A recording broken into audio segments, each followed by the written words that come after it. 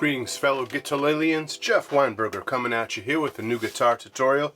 I'd like to talk about two scales today. They happen to have the same exact notes in them, but in different situations you have different names for them. So I was just improvising there. I couldn't even tell you what I played, but I can tell you what key it was in and roughly what I was doing. Started in E minor, kind of thinking bluegrass or that sort of music, rootsy Americana things. And the scale I used was called the G major pentatonic and the E minor pentatonic. Two scales that share exactly the same notes, but they sort of have a different tonal center. They have a different place where they tend to begin and end. And so the E minor pentatonic and the E minor blues go like this. Here's E minor pentatonic.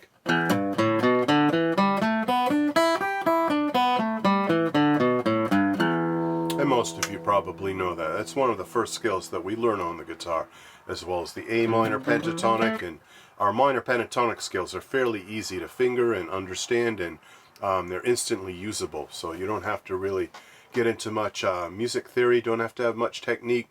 They're very accessible pentatonic scales, 5-note scales. In this case, E, G, A, B, D. Those are the 5 notes.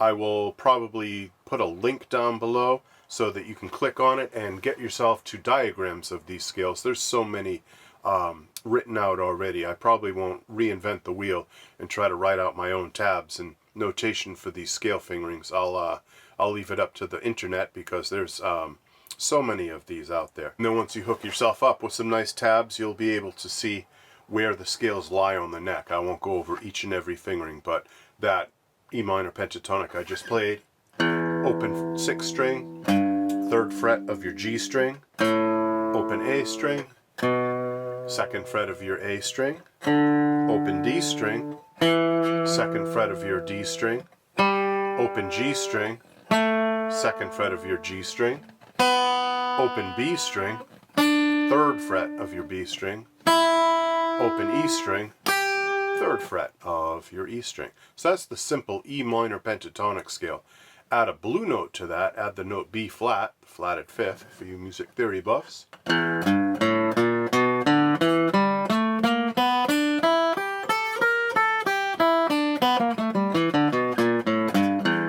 that gives it a really different quality. You hear bluegrass players play that all the time. That's a very common scale.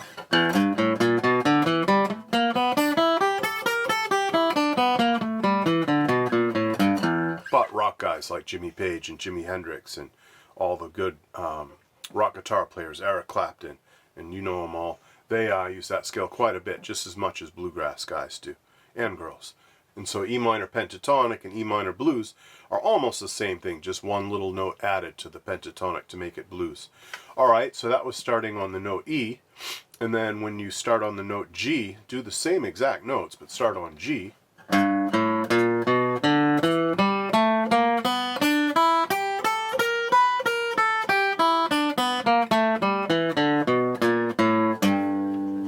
Very different sound. All of a sudden it sounds bright, happy, and major-y, whereas before it was kind of E minor-ish, darker and sadder.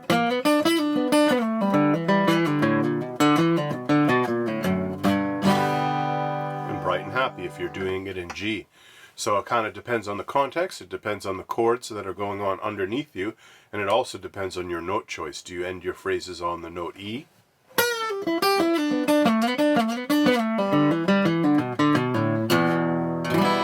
Do, it's going to sound like E minor. But if you end on the note G,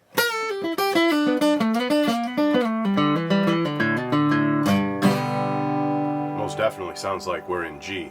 So you can see how you can manipulate this. You can take those exact same notes, either these or these, and get it to sound like either sound or both. In something like Foggy Mountain Breakdown, that famous bluegrass song, you have both the chords G and E minor. It goes back and forth between them. And so you can use that scale in both of those contexts in the same song. And I'd be remiss if I didn't mention, I just came to meet David Gilmour, Wish You Were Here, very famous guitar song. And that uses these very scales that we're talking about.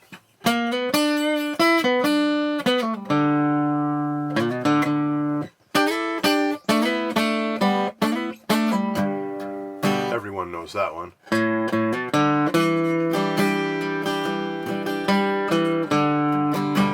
So one of the most famous classic rock guitar songs also uses these same scales, not so much in a bluegrass context. That was more of a 70s rock, British, almost psychedelic rock situation, but has kind of overtones of bluegrass. And so you can see this is very important, whether you play bluegrass, rock, jazz, blues, any style. This is a majorly important scale or pair of scales to get down. So once again, E minor pentatonic, E, G, A, B, D, G major pentatonic, G, A, B, D, E, G, and then add the B flat blue note to get E minor blues, E, G, A, B flat, B, D, E, or G major blues, G, A, B flat, B, D, E, G. And that can be played all over the neck, as I said earlier. We can look at some fretboard diagrams and see that you can play it up here.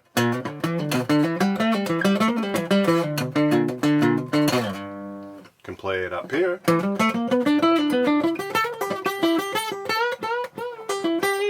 play it way up at the 12th fret.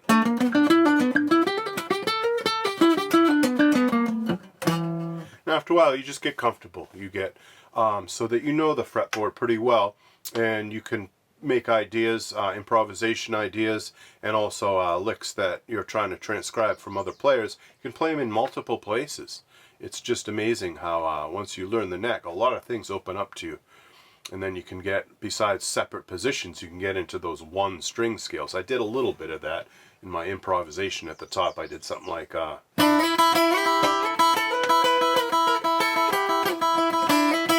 can't remember exactly what, but yeah, I used like a one string scale. I was creeping up the B string.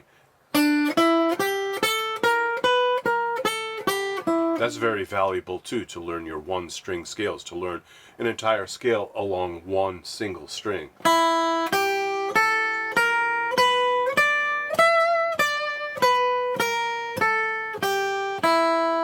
That's a really cool way to play them too, besides playing them in position. So the open position is what I stuck with mostly, and that's what I'm trying to teach you today. It's just how to play it down here. E minor blues. Here it is nice and slow.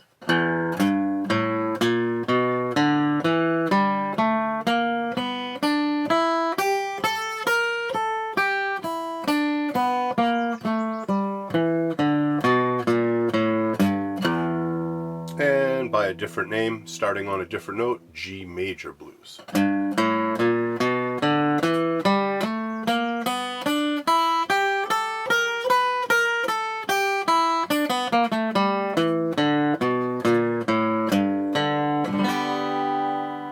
So as far as fingerings go, in case you were wondering how exactly do you finger it, what fingers do you use, anything on the 3rd fret, I generally am going to play with my 3rd finger. Anything on the 1st fret, my 1st finger, 2nd fret, 2nd finger. I use what I call the 1 finger per fret rule for the beginning of the scale, in E minor, say. But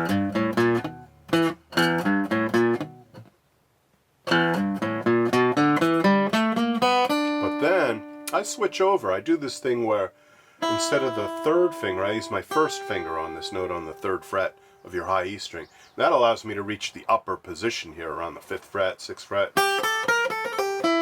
which I like to do sometimes to grab that blue note, that B flat.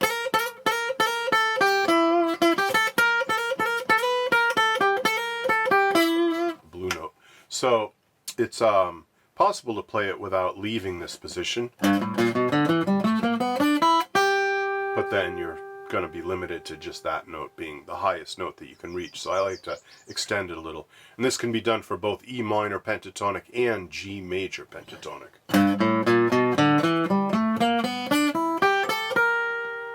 In G major pentatonic, you might have noticed a couple times, rather than stop at B flat, the blue note, I reached up a little more and I got G, A, B flat, B, or A sharp if you want to call it that.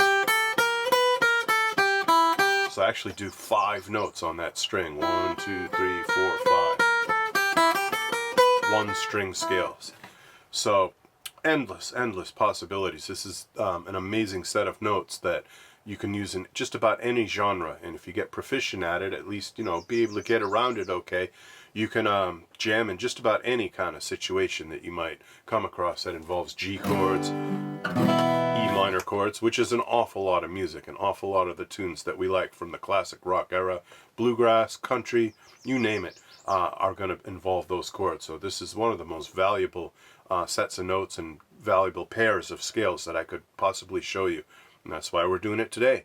And just to wrap up, I really want to reiterate that I'm really showing you 4 different scales. I might not have mentioned that. I keep talking about pairs of scales. But really, once you know your pentatonic, your 5-note scale, like E minor pentatonic, and you turn that into G major pentatonic, well, those are the 5-note pentatonic scales. Then you add the blue note, and you get 2 totally different scales. You get the blues scales.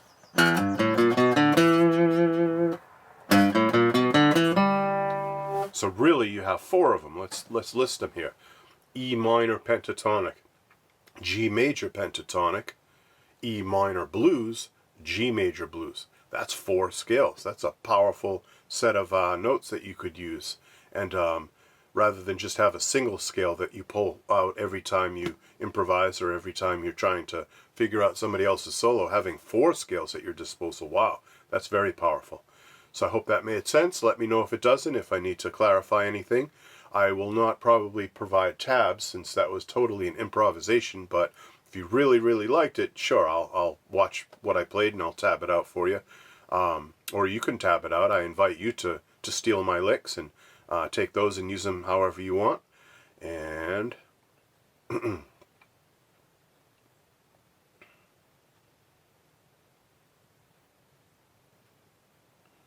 and then as far as application goes, there's a lot of chord progressions that we could do, and you might want to just try maybe jamming on E minor to G.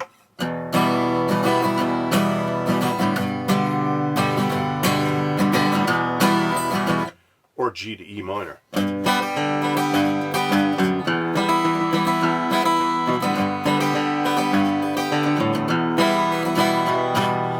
But there's millions of other possibilities. Alright, Guitar-Lalians, hope you enjoyed that. And be sure to subscribe, be sure to click like, click that notify bell, share this video with your guitar buddies. I really appreciate it for this new channel, the Guitar Learning channel. It's really encouraging to see people watching and liking things. And of course, as always, you can head over to Patreon and to become a member. It takes as little as $1 a month. And once you are a member or a patron, you get to download every single tab for free that I put on there. Alright, Guitar-Lalians, you take care, and I will catch you later. Bye-bye.